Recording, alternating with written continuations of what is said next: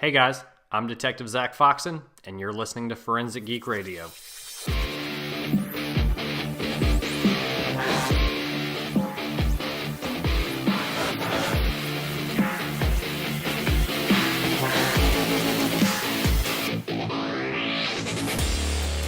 So, welcome to Forensic Geek Radio, where we give you the news, product highlights, interviews, and overall cool stuff relating to science, and especially the science of crime.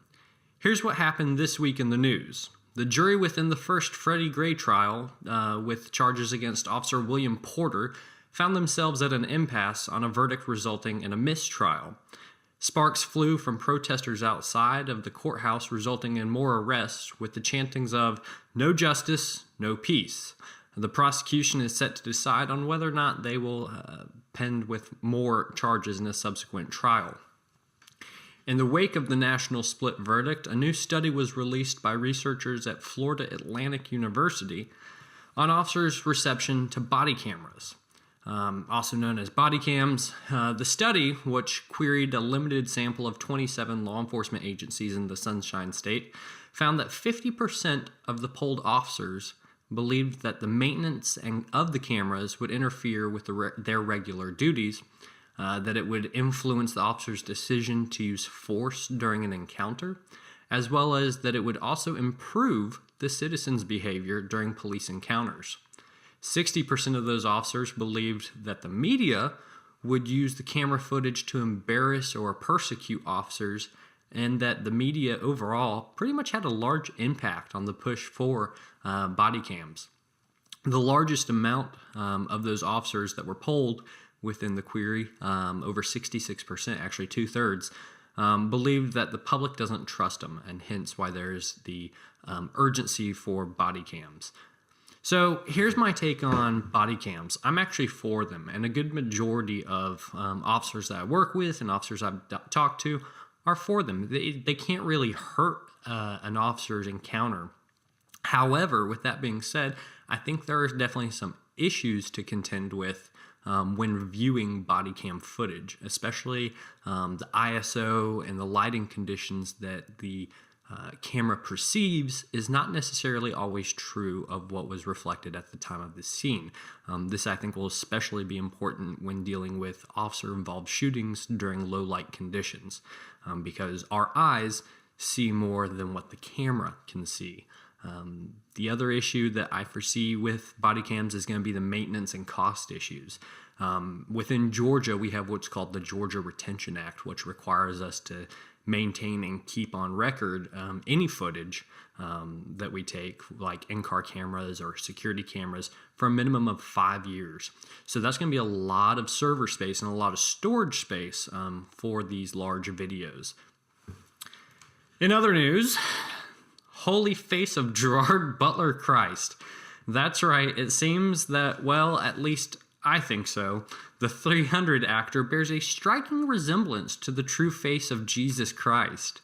A team from the University of Manchester has composed possibly the most historically accurate computer-generated model of what Christ would have actually looked like.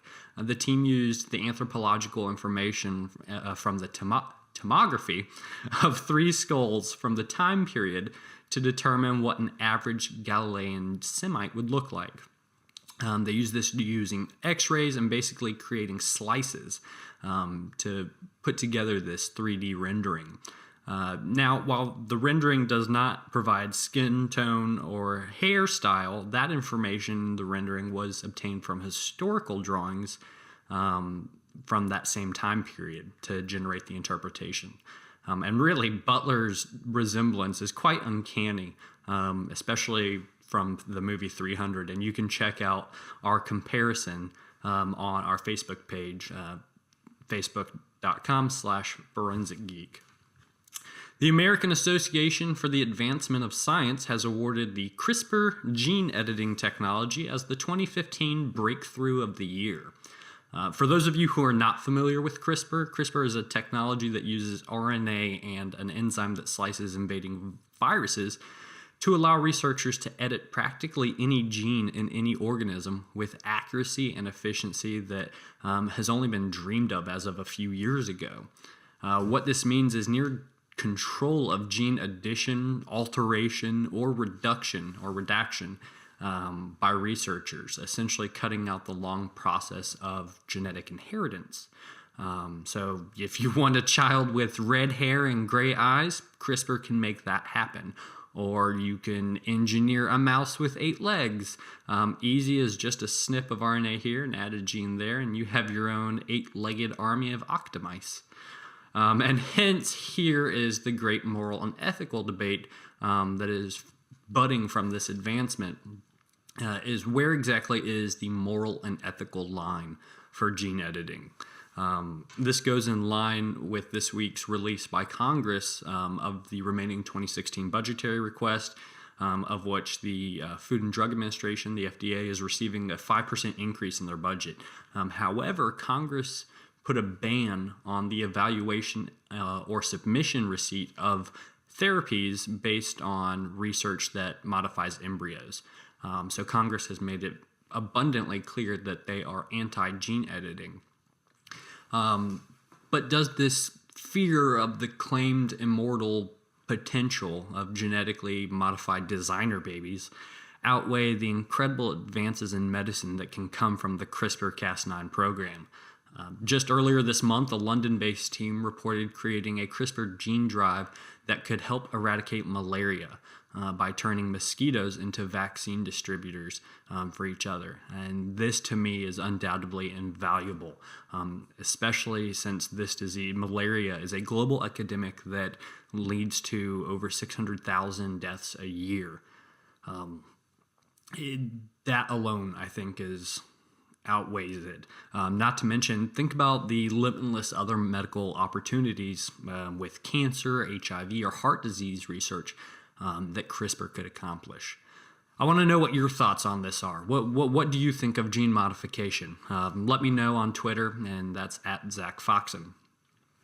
Oh, and it should be noted that the previously mentioned, when I was talking about the Congress releasing their 2016 budgetary release this week, it actually was kind of a positive thing for the nation's sciences, in which the National Institute of Health, NASA, National Oceanic and Atmospheric Administration, NOAA, and the Department of Energy all received an increase in their science and research budgets. So thank you, Congress, for continuing to fund our sciences in the nation. And with that, I'm kind of excited. I don't know about you. You may have already seen it. I know I'm going to see it tonight. But with the Star Wars Force Awakens coming out this week, let's take a hold of our solar system. And how about we take a quick look at the science of the Force, which would literally flatten you. In applying Newton's third law, for every action there is an equal and opposite reaction. This is one of my favorites. Then let's take a look at the classic Empire Strikes Back Dagobah scene, where Yoda uses the Force to lift Luke's X-Wing out of the swamp. Do or do not, there is no try. Well, with Newton applying to this, Yoda would only be able to use the Force to raise the X-Wing out of the swamp if an equal counter amount of Force would come down upon the Jedi Master. So it would basically flatten the over 700-year-old Jedi Master. Also, one of my big issues, and I see this in a lot of TV shows and a lot of movies, is explosions and huge fireballs in space. There's no oxygen. So there would not be these huge explosions or these huge fireballs. Another aspect of it is, according to John Kaufman, who is an experimental cosmologist, he's out of the University of California, San Diego. He did some calculations and found that the Death Star would need the entire energy output of the sun for a week to destroy a planet the size of Earth. Theoretically, it's not impossible, it's just, we'll call it improbable. And while we don't have hyperspace jump capability yet, I do believe that it is eventually on the horizon, especially with the recent results of NASA's Ion Thruster Engine program. It's also known as NASA's Evolutionary Xenon Thruster, or NEXT. Some really cool tech coming out of that program. I encourage you to look it up on NASA's website. And while a lightsaber would generate enough heat to incinerate its wielder, I'm still holding out for a game of 3D chess. In any case, I'll let the Wookiee win. And here's to a new generation of magic inspired by Jedi. And that was the news. So I want to take a moment and do a product highlight. I know being an active forensic practitioner, working out in the field a lot, it always seems as though the locations and the places I go to are either on the third story, it always seems like, but majority of the time we go to a lot of locations that don't have electricity, or the lighting within the scene is very poor. This is why I have this awesome product. It is called, it's made by Fox Fury, and it is the Nomad Prime Light. This thing looks like a bazooka. It is very cool. It's very light and easy to use. It basically folds out on a tripod, and it's this LED torch system that can extend up to 8 feet tall, and you can carry in and out of scenes. You can run it off of a socket, or it has a battery, which can last up to 24 hours of light. It's got 4 different lighting settings, with the high setting, which provides 4,000 torch lumens. That one lasts usually around 3 hours. I've gotten some really good results out of it. The medium, which is 1,300 torch lumens, usually lasts for about 9 hours. And then the low setting, which is 500 lumens, will last you for 24 hours. While I've never really tested it for 24 hours, that is what Fox Fury reports, and I've never had one of these lights die on me while I've been out on a scene. They are waterproof, they are rugged, they are basically U-proof. They can actually also be deployed underwater in more shallow areas. Impact resistant, they meet all your NFPA 1971, 2007 fire resistant requirements, and can last forever. Nomad also, or Nomad is the series, but Fox Fury also has one called the 360, which provides even more light. That one specifically provides up to 7,000 torches, lumens. Now, depending on your budget and depending on the distributor you get them from, I know we spent $1,100 on per each unit. We've got 4 of them on our trucks that we use. And then I know the 360 will run on average somewhere around $2,200 to $2,300. But these lights are literally worth their weight in gold. Way better than some of the old Pelican lights, or the big bulky lights that we used to use, having to run it off of an extension cord. So we've got a listener question. It comes from Rich. And Rich asks, what is an average day of a CSI like? Well, I can tell you that I love my job simply because every day is different. I never know what I'm going to be walking into. I can go and show up at work with a certain idea of what my day is going to be like, what I have planned, and then immediately it can change because a crime has occurred and requires crime scene to go out there and investigate. So that's one of my favorite things, is that it can go from 0 to 60 very quick, and every day is different. It's not a normal 9 to 5 job. I try and not be at my desk as much as I can. I try and be in the lab or out working a scene. It's very methodical. We take a lot of pictures. I was taking pictures of family earlier this month, and I made the joke that it's quite nice to be able to take pictures of living people, though they move a lot, so getting them to stay still. Personally, I love reconstruction aspects, so your bloodstain pattern examination and your shooting investigations, those are where I truly enjoy to piece back together what occurred during a violent event.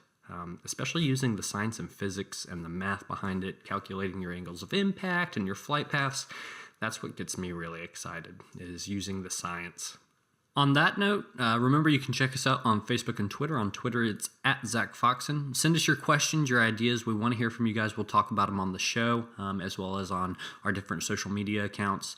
You can now go to iTunes and subscribe to the show on the iTunes store, as well as some of the new podcast directories like Dogcatcher. And don't forget to go to our website, forensicgeek.science, for more. I'm Detective Zach Foxen, and keep learning.